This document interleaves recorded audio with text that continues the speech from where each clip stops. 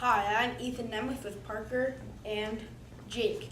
Today we'll be doing In Your Face, and the first topic is if Jimmy Garoppolo goes 4-0, what is Bill Belichick's decision? Keep him in or put Tom Brady in?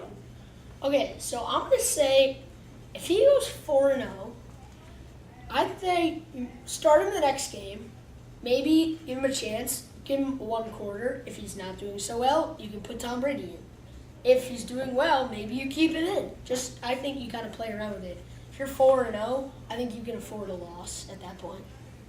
It's a long shot, but if the Patriots go 4-0, I'm going to say Bill Belichick's going to put Tom Brady in because, Jimmy Garoppolo, yes, he could lead to the four first regular season games, but think later in the regular season. That's when more pressure comes, and that's Tom Brady's strong suit. So that's why I think Bill Belichick is going to put Tom Brady in there after Brady's 4 games suspension. Yeah, but don't you think you could at least give Jimmy G a try for another game? Nope. I'm saying after each game gets more pressure. What if Jimmy Garoppolo turns into the next Tom Brady? What if he comes from the bench and he never? Not going to happen. Tom Brady has 4 Super Bowl rings. It's not going to happen. Jimmy Garoppolo could get 4 Super Bowl rings. But he has 0 right now. He has one. Completely inexperienced. He has 1 ring. Who? Jimmy Garoppolo? He doesn't want Okay. ring. Then Jimmy is Garoppolo has 1 Super Bowl ring as a backup quarterback. That's more than Dan Marino ever got. So. And he is a bench warmer. So I'm going to say that Garoppolo is not going to get to play the 5th game or the rest of the games in the regular season. I agree with Jake on this point. But now we're on to the NBA Finals. Who's going to be in it and who's going to win it? Okay, so I don't think there's any question about this. I think it's the Warriors from the West. I don't think anything's going to stop them. Maybe some issues with team chemistry, but that'll kind of flatten itself out as the 82-game season progresses. But my surprise is going to be from the Eastern Conference. I think that it's going to come down to 3 teams in this conference. There's a lot of weird teams in this conference, including the Knicks. I think the Knicks are going to come in 4th, Raptors 3rd, Celtics 1st, Oh my God. and the Cavaliers 2nd. So I think the Celtics are going to stun the Cavs. No way. in The Celtics playoffs. are not coming in first. They're going to come in like 5th or 6th. The Celtics, okay, they stink. Let's just say that for a record. Oh. The Cavs are coming out of the East and they're winning the finals. So who's in second? Then who's in second? The Raptors. The Raptors are going to be in second. Who do the Raptors have that's better than the Celtics? DeMar DeRozan. He's flat out better. Okay. And Who same else? with Who Kyle else? Lowry. Kyle Lowry. That's Jonas 2 players. Valanciunas. Jonas Valanciunas. Patrick Not- Patterson. Patrick Patterson is not even on the Raptors anymore. Terrence Ross. They're Terrence all Ross good. is not as good as Jay Crowder. Jonas Valanciunas is not Let's as just good say this. as Al Boston's Horford. more of an inexperienced team. I don't see Golden State winning the finals because KD, he just can't fit with Steph Curry. Steph Curry won't be setting all these records if KD is the one that's touching the ball more. Steph Curry's not going to be getting these records, and he's not going to be scoring 30 points average a game. He's going to drop down to like 20 points average a game. So that's why I don't see him. And there's kind of a little bit of hatred between those two from the Western Conference Finals still. So I can't see Steph Curry fitting in with KD. Now let's go into the final topic.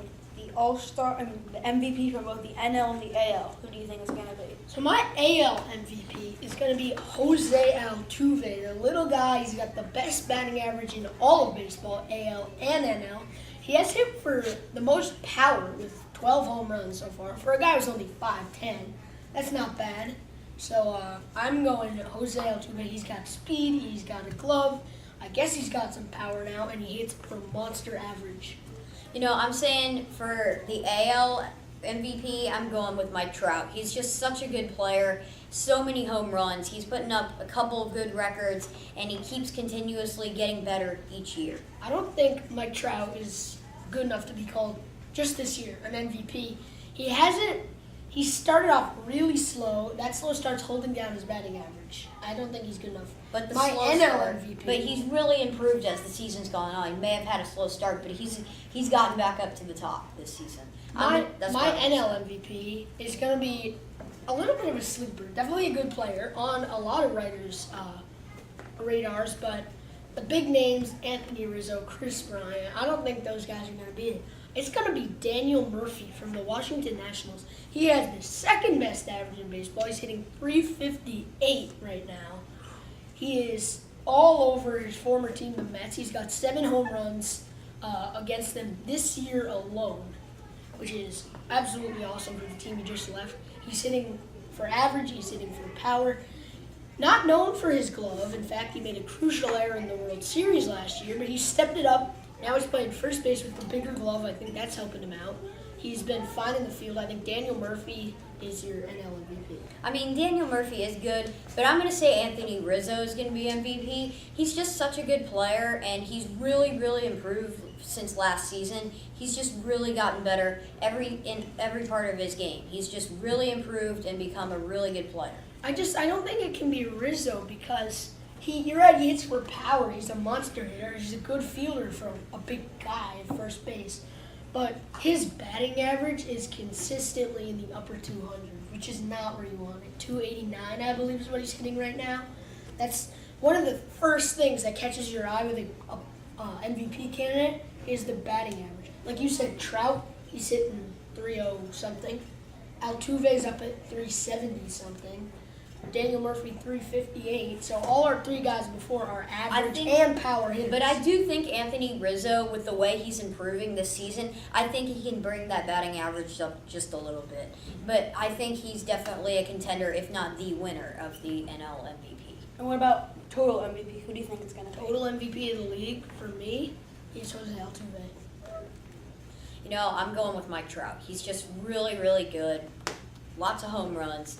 He's really good and consistently hits home runs. He's just been the face of the league for a couple of years now. He's just one of those superstars that definitely can be inducted into the MLB Hall of Fame. Really good player. That'll be it for In Your Face. See you next time.